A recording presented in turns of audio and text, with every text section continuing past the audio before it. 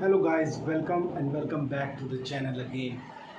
आज की वीडियो बहुत ज़्यादा इम्पोर्टेंट है। अगर आपको 3 से 4 महीने ही जिम जाते हुआ है, आज की वीडियो होने वाली है डायनाबोल पे, जिसे हम डी बोल के नाम से भी जानते हैं। ये एक ऑरल स्टेरॉइड है।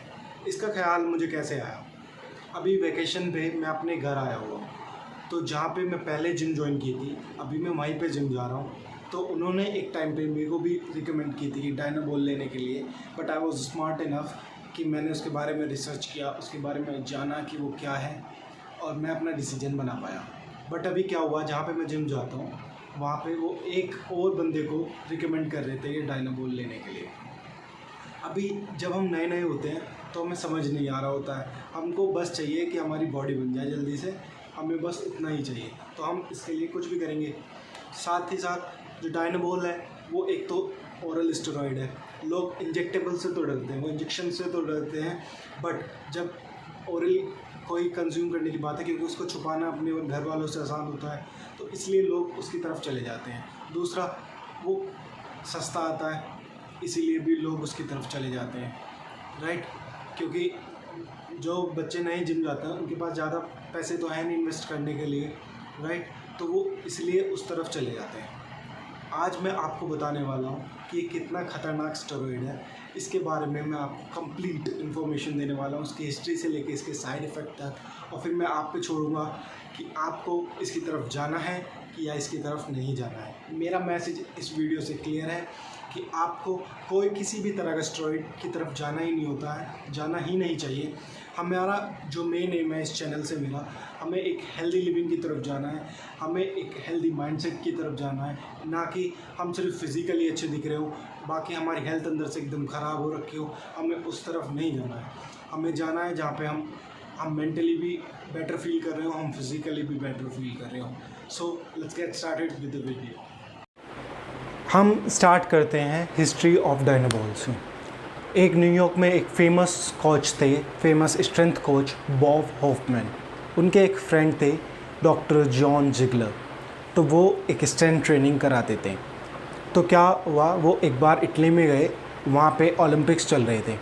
तो जो रशियन ओलंपिक टीम है वो हर बार वेट लिफ्टिंग में एकदम अच्छा कर रही होती है, राइट। तो जो डॉक्टर जॉन जिगलर हैं, तो उन्होंने उनसे जानने की कोशिश की कि वो ऐसा क्या कर रहे हैं। तो उन्होंने पहले तो उनको बताया नहीं, बट एक रात को वो ड्रंक हो गए, तब उन्होंने जो जॉन जिगलर हैं, डॉक्टर जॉन जिगलर हैं, उनको बताया कि that they are using testosterone, जिसकी वजह से वो इन गेम्स को जीत रहे हैं। तो वहाँ से जो है, बट उनको जो है वो उसके बहुत ज़्यादा साइड इफ़ेक्ट्स देखने को मिल रहे थे। वो एक्चुअली टॉयलेट भी नहीं कर पा रहे थे, वो उनको इतने ज़्यादा एंड्रोजेनिक साइड इफ़ेक्ट्स देखने के लिए मिल रहे थे। तो वहाँ से डॉक्टर जॉन जिगलर को आइडिया आया डायनाबोल का।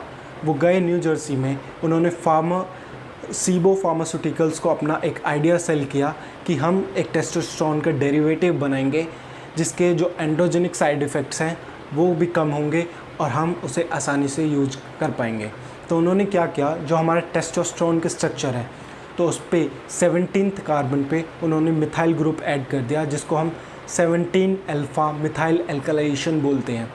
बट वो डेरिवेटिव तो बन गया, बट जो उसके एंड्रोजेनिक साइड इफ़ेक्ट्स थे वो अभी भी उतने के उतने ही थे। तो उन्होंने क्या किया, उन्होंने कार्बन 1 और कार्बन 2 पे डबल बॉन्ड इंट्रोड्यूस कर दिया, जिसकी वजह से जो उसके एंड्रोजेनिक साइड इफ़ेक्ट्स थे वो कम हो गए।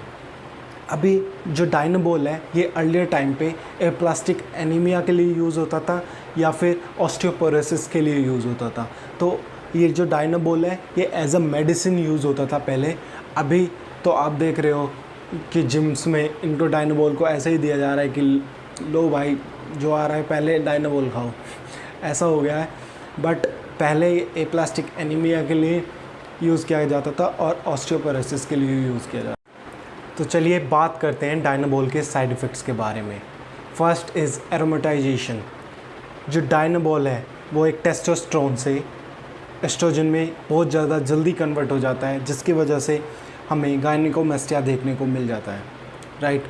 डायनाबोल खाने से हमारी बॉडी में वाटर रिटेंशन हो जाती है, जिससे हमें एक बिग पफी लुक देखने को मिलता है। जो लोग सोचते हैं कि उन्होंने डायनाबोल खाया है, और वो इतने बड़े हो गए हैं इतनी जल्दी, वो एक्चुअली उसमें कुछ तो मसल मास भी होता है, ऐसा नहीं है कि मसल मास नहीं होता है, बट मोस्टली उसमें वाटर ज़्यादा होल्ड कर लेती है बॉडी, इसलिए इतनी जल्दी वो अपने रिज़ल्ट दिखा देती है और हमें लगता है कि हम काफ़ी ज़्यादा बिग हो गए हैं, हमने ज़्यादा मसल गेन कर लिया है, बट उसमें मोस्टली जो है वो वाटर।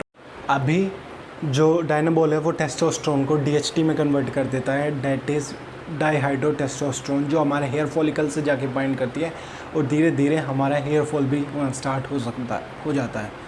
अगर हम इसके सेक्सुअल साइड इफ़ेक्ट्स की बात करें तो यह हमारे हाइपोथैलेमस, पिट्यूटरी, टेस्टिकुलर एक्सिस को टोटली डिस्टर्ब कर देती है, जिसकी वजह से हमें हाइपोगोनाडिज्म भी हो सकता है। अगर आपको नहीं पता है कि हाइपोथैलेमस, पिट्यूटरी, टेस्टिकुलर एक्सिस क्या है, तो आप हमारी टेस्टोस्टेरोन वाली वीडियो को जाकर देख सकते हैं, उसमें हमने इन डेप्थ इस चीज़ को समझाया है। अगर हम इसके कार्डियोवास्कुलर साइड इफ़ेक्ट्स की बात करें, जो हमारी inner lining, inner wrapping of the arteries है, ये उसको जाके डैमेज कर देता है, जिसकी वजह से हमें हार्ट अटैक भी आ सकता है। अभी ये क्या करता है, ये हमारी बॉडी में वाटर रिटेंशन कर देता है, जैसा मैंने आपको बताया। वाटर रिटेंशन होने के कारण से जो हमारी ब्लड की वॉल्यूम है वो बढ़ गई, तो उसकी वजह से जो हमारा ब्लड प्रेशर है वो भी बढ़ गया, तो इससे हमारा जो ब्लड प्रेशर है वो भी हाई हो जाता है। और जब हमारा ब्लड प्रेशर ज़्यादा पड़ा तो हमारी आर्टरीज़ पे प्रेशर ज़्यादा हो रहा है, तो उसकी वजह से हमें हार्ट अटैक भी आ सकता है। तो ये बहुत ही ज़्यादा ख़तरनाक स्टेरॉइड है।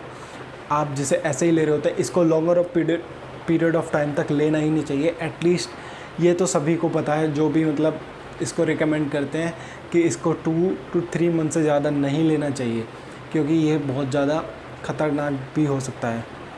अभी जो इसका एक और कार्डियोवास्कुलर साइड इफ़ेक्ट्स है, ये स्टडीज़ ने ऐसे देखा है कि हमारे लेफ़्ट वेंट्रिकल पे हाइपरट्रॉफी कर देता है और जो हमारा इजेक्शन फ्रिक्शन टाइम है उसको भी कम कर देता है। अगर हम इसके साइड इफ़ेक्ट्स की बात लीवर पे करें तो ये ALT, AST जैसे लीवर एंजाइम्स को एलिवेट कर देता है।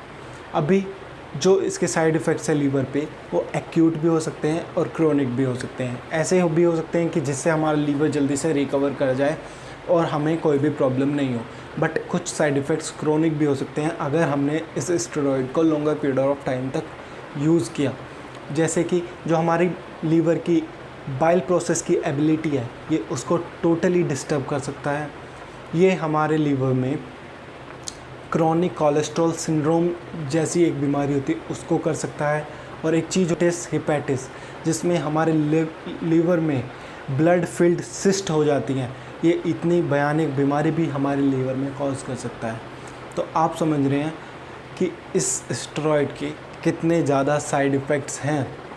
तो अब मैं डिसीज़न आप पे छोड़ता हूँ, क्या आप अभी भी इसकी तरफ जाना चाहेंगे just for some strength, some muscle gain, but वो उसके साथ साथ आपको कितना ज़्यादा नुकसान भी पहुंचा सकता है, ये भी आपको देखना ज़्यादा ज़रूरी है।